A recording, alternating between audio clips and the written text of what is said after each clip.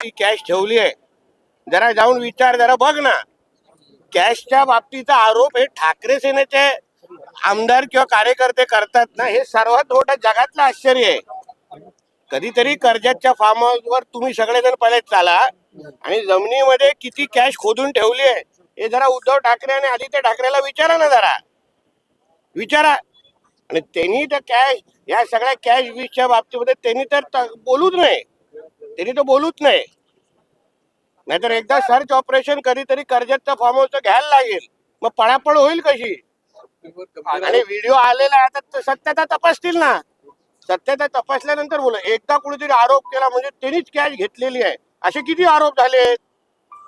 नंतर काय झालंय, तुमच्या एक दिवसाची ती बातमी एन्जॉय करा ना. आदित्य ठाकरे असं म्हणतात की सरकार आदित्य ठाकरे काय म्हणताय? आदित्य ठाकरे असं म्हटले की सरकार हे तुपाशी आहे आणि शेतकरी उपाशी आहे. हो बापरे, म्हणून तो बोलतो ना, उद्धव ठाकरे तुपाशी, शिवसैनिक उपाशी, तोच विषय आहे हा.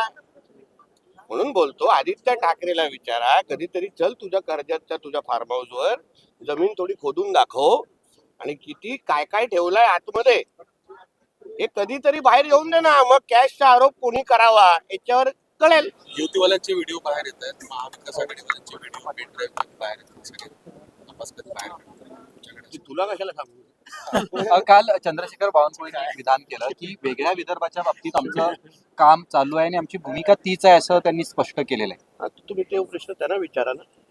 तुमची भूमिका काय आहे?